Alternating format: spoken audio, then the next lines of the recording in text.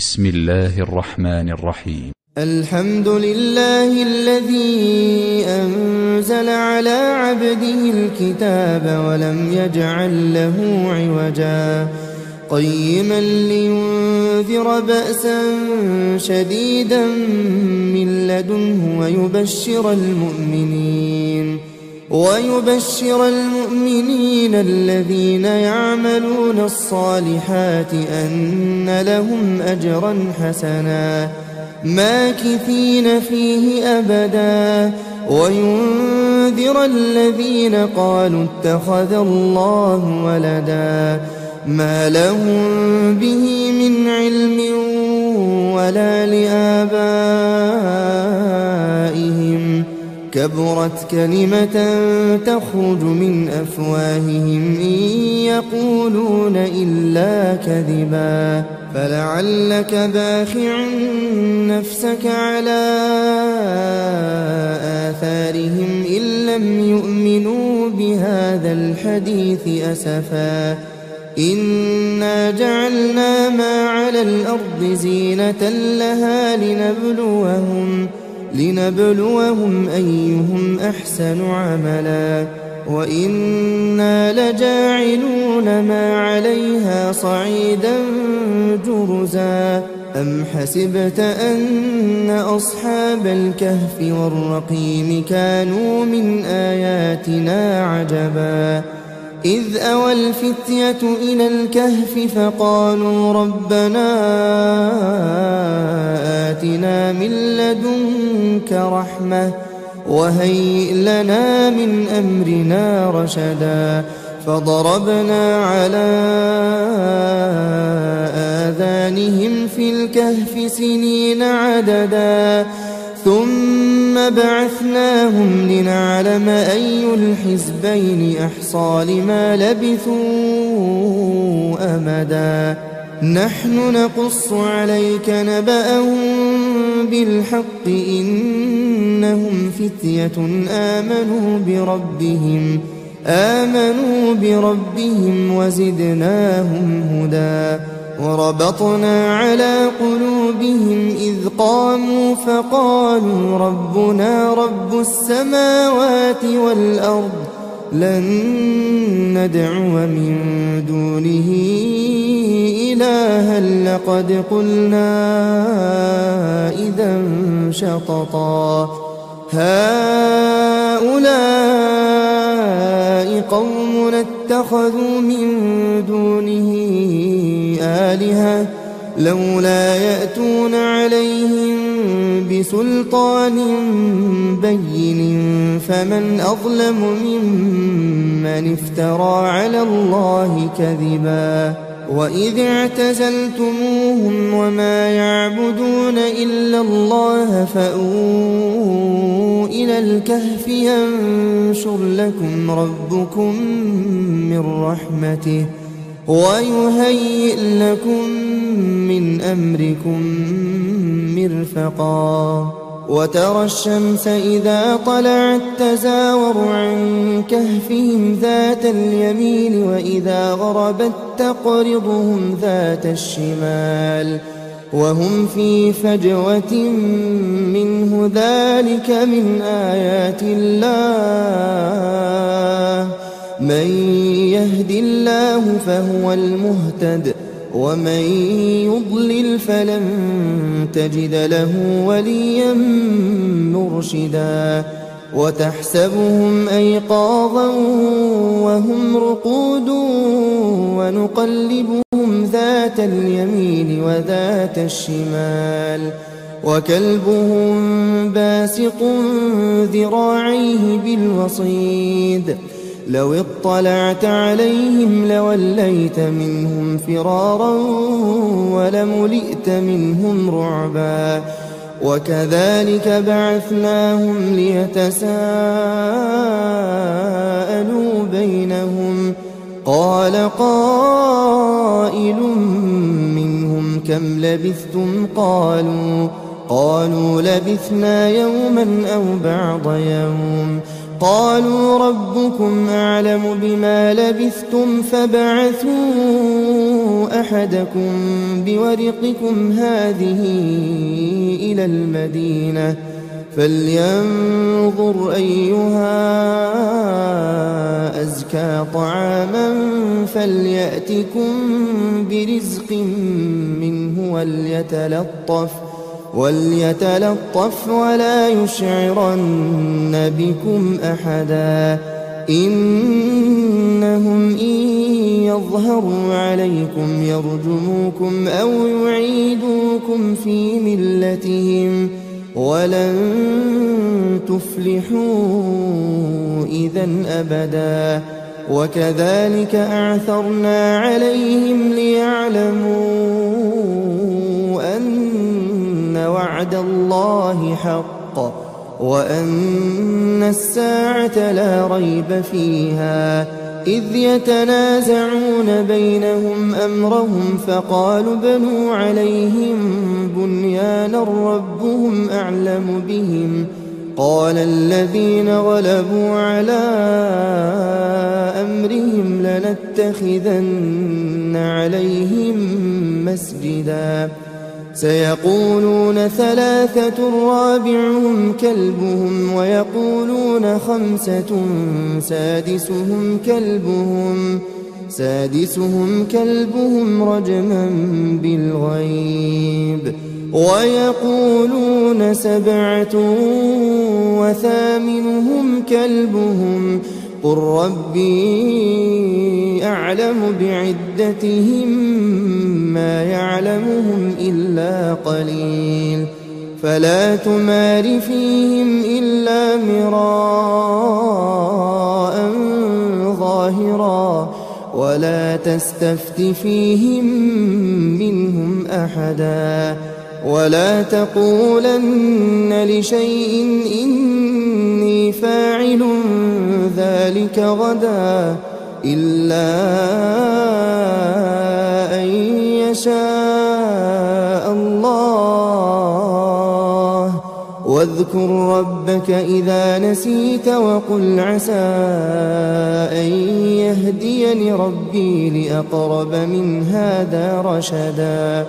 ولبثوا في كهفهم 300 سنين وازدادوا 9 قل الله أعلم بما لبثوا له غيب السماوات والأرض أبصر به وأسمع ما لهم من دونه من ولي ولا يشرك في حكمه أحدا واتل ما أوحي إليك من كتاب ربك لا مبدل لكلماته ولن تجد من دونه ملتحدا واصبر نفسك مع الذين يدعون ربهم بالغداة والعشي يريدون وجهه ولا تعد عيناك عنهم تريد زينة الحياة الدنيا ولا تطع من أغفلنا قلبه عن ذكرنا واتبع هواه وكان أمره فرطا وقل الحق من ربكم فمن شاء فليؤمن ومن شاء فليكفر إنا أعتدنا للظالمين نارا أحاط بهم سرادقها وإن يستغيثوا يغاثوا بماء كالمهل يشوي الوجوه بئس الشراب وساءت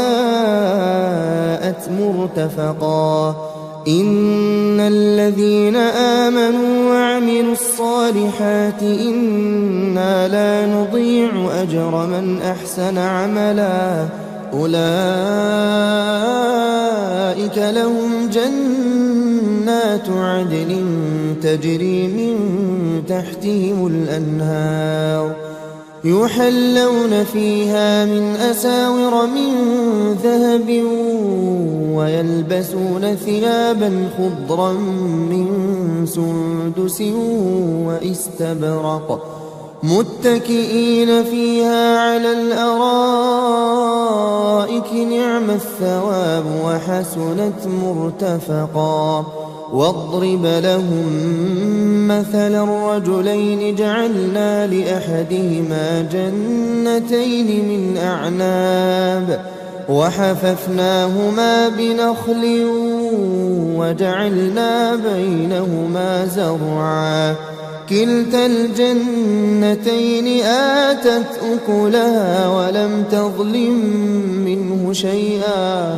وفجرنا خلالهما نهرا وكان له ثمر فقال لصاحبه وهو يحاوره أنا أكثر منك مالا وأعز نفرا ودخل جنته وهو ظالم لنفسه قال ما أظن أن تبيد هذه أبدا وما أظن الساعة قائمة ولئن رددت إلى ربي لأجدن خيرا منها منقلبا قال له صاحبه وهو يحاوره أكفرت بالذي خلقك من تراب ثم من نطفة ثم سواك رجلا لكن هو الله ربي ولا أشرك بربي أحدا ولولا إذ دخلت جنتك قلت ما شاء الله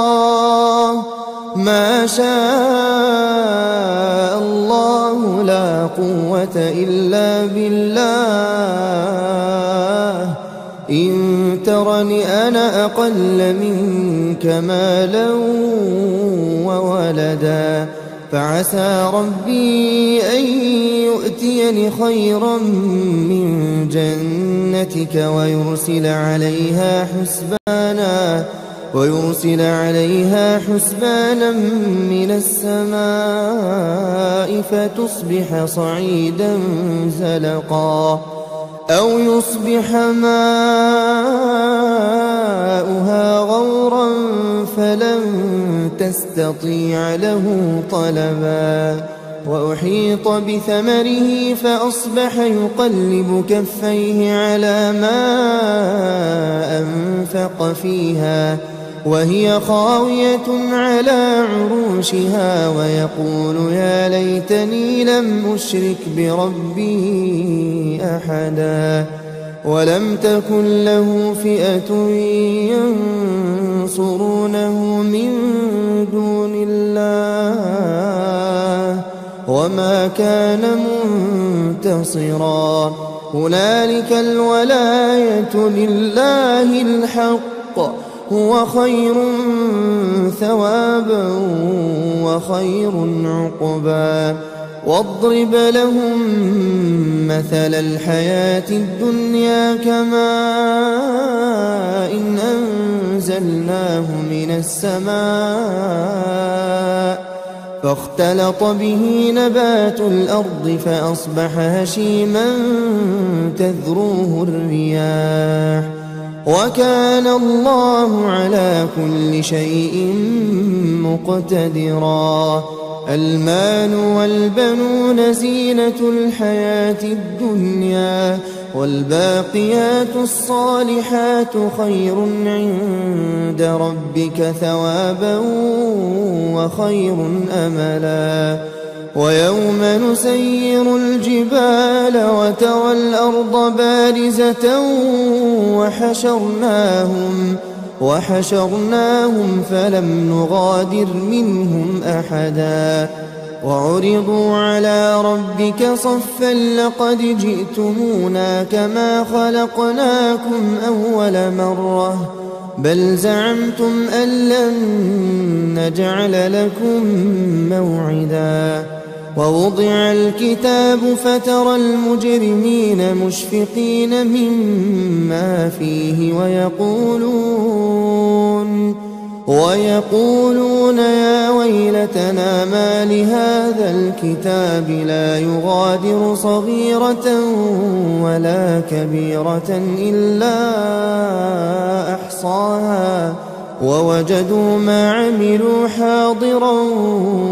ولا يظلم ربك أحدا وإذ قلنا للملائكة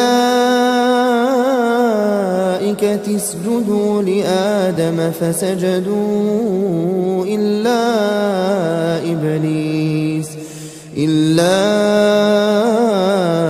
إبليس كان من الجن ففسق عن أمر ربه أفتتخذونه وذريته أولياء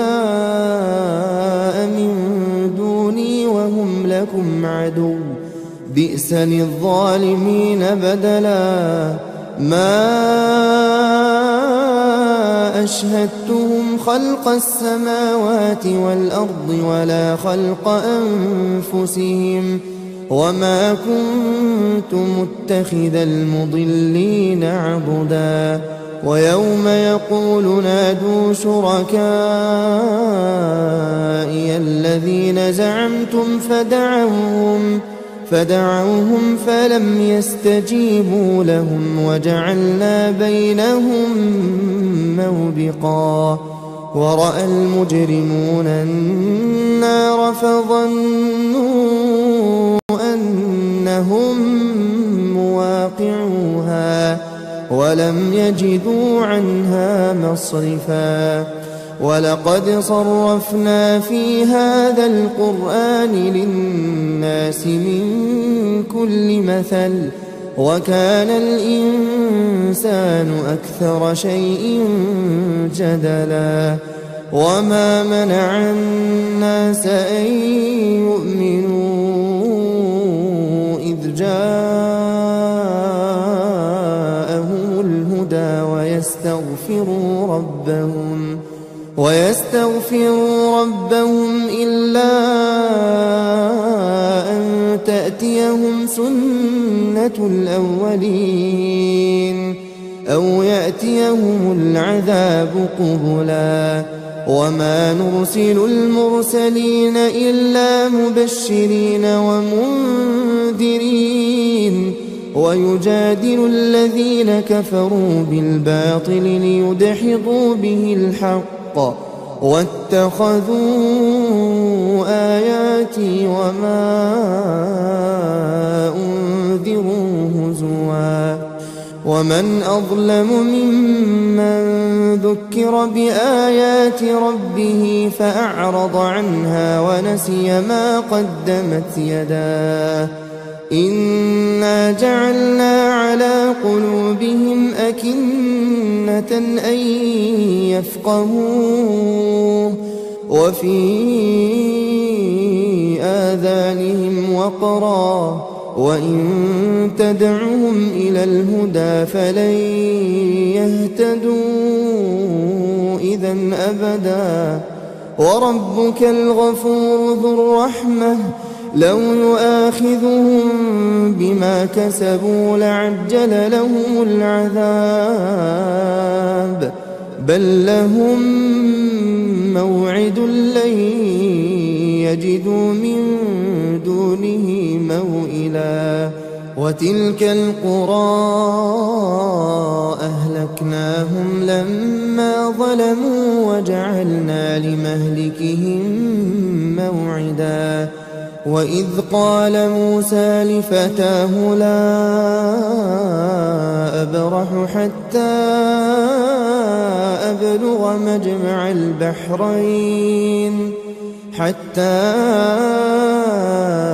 أبلغ مجمع البحرين أو أمضي حقبا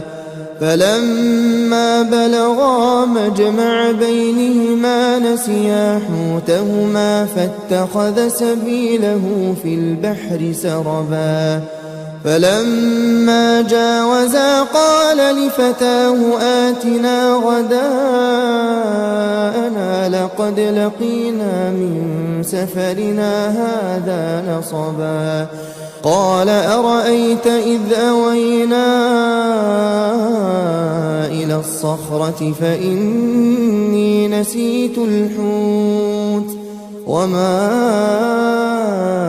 أنسانيه إلا الشيطان أن أذكره واتخذ سبيله في البحر عجبا قال ذلك ما كنا نبغي فارتدا على آثارهما قصصا فوجدا عبدا من عبادنا آتيناه رحمة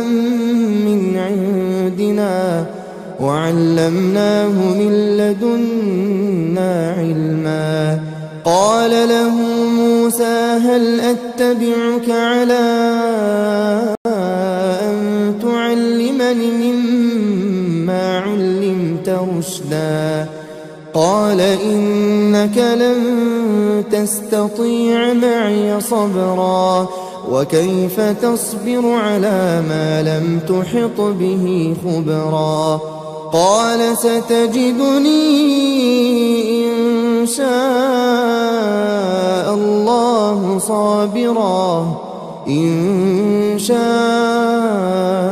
الله صابرا ولا أعصي لك أمرا قال فإن اتبعتني فلا تسألني عن شيء حتى أحدث لك منه ذكرا فانطلقا حتى إذا ركبا في السفينة خرقها قال أخرقتها لتغرق أهلها لقد جئت شيئا إمرا قال ألم أقل إنك لن تستطيع معي صبرا قال لا تؤاخذني بما نسيت ولا ترهقني من أمري عسرا فانطلقا حتى إذا لقيا غلاما فقتله قال أقتلت نفسا زكية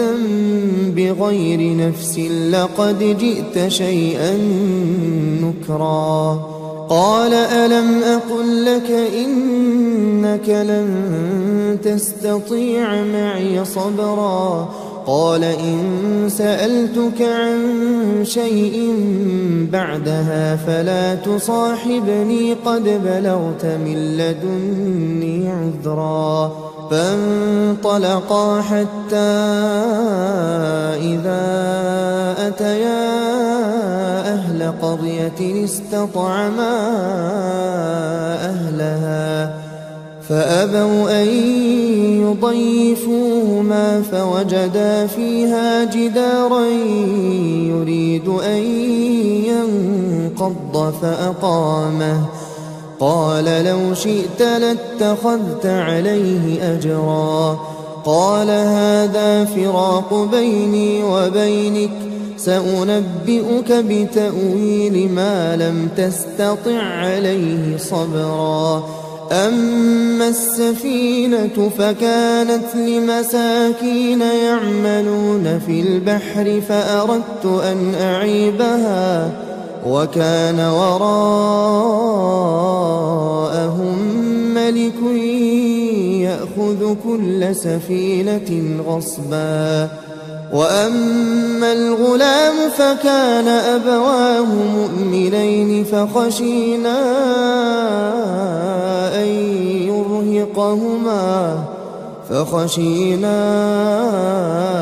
أن يرهقهما طغيانا وكفرا فأردنا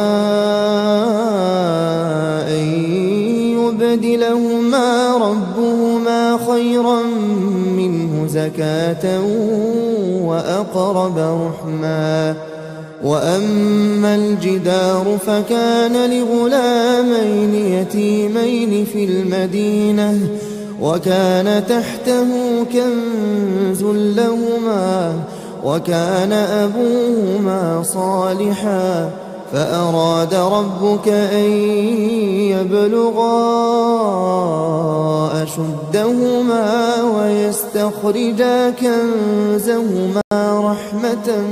من ربك وما فعلته عن أمري ذلك تأويل ما لم تسطع عليه صبرا ويسألونك عن ذي القرنين قل سأتلو عليكم منه ذكرا إنا مكنا له في الأرض وآتيناه من كل شيء سببا فأتبع سببا حتى إذا بلغ مغرب الشمس وجدها تغرب في عين حمئة ووجد عندها قوما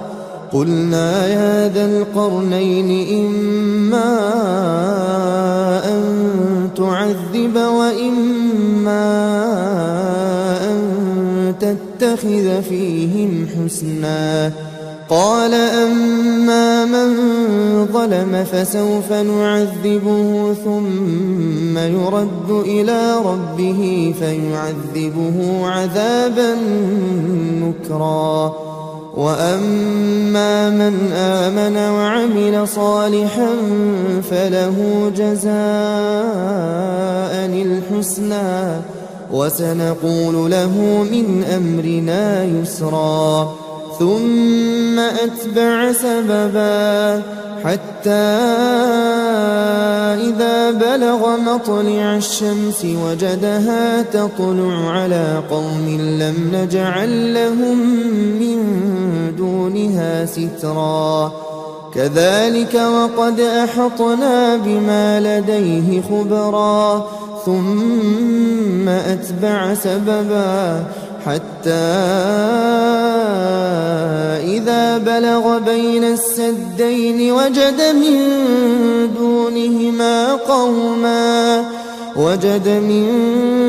دونهما قوما لا يكادون يفقهون قولا قالوا يا ذا القرنين إن يأجوج ومأجوج مفسدون في الأرض فهل نجعل لك خرجا على أن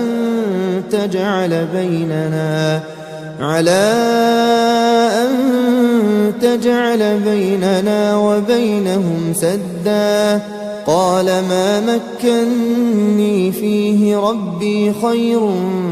فأعينوني بقوة أجعل بينكم وبينهم ردما آتوني زبر الحديد حتى إذا ساوى بين الصدفين قال انفخوا حتى إذا جعله نارا قال آتوني أفرغ عليه قطرا فما استطاعوا أن يظهروه وما استطاعوا له نقبا قال هذا رحمة من ربي فإذا جاء وعد ربي جعله دكاء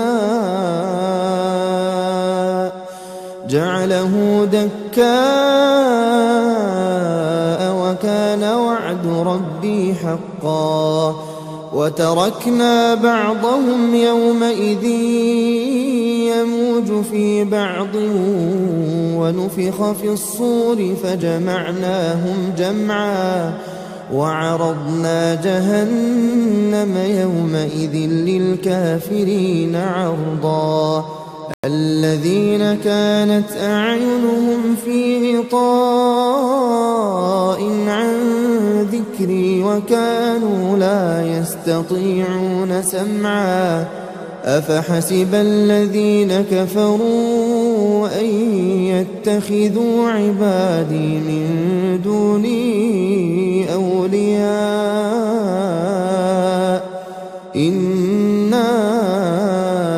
أعتدنا جهنم للكافرين نزلا قل هل ننبئكم بالأخسرين أعمالا الذين ضل سعيهم في الحياة الدنيا وهم يحسبون أنهم يحسنون صنعا أولئك الذين كفروا بآيات ربهم ولقائه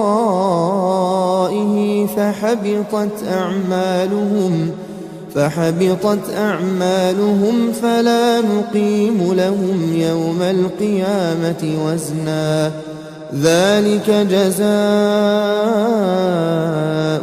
جهنم بما كفروا واتخذوا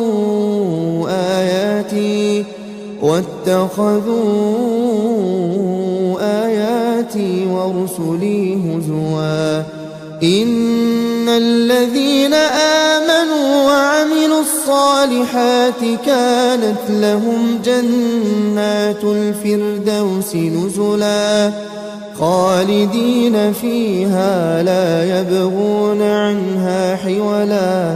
قل لو كان البحر مدادا لكلمات ربي لنفد البحر قبل أن تنفد كلمات ربي ولو جئنا بمثله مددا قل إنما أنا بشر مثلكم يوحى إلي أنما إلهكم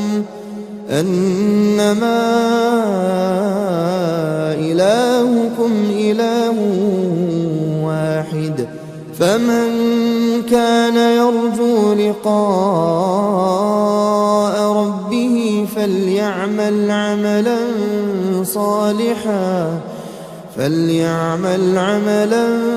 صالحا ولا يشرك بعبادة ربه أحدا.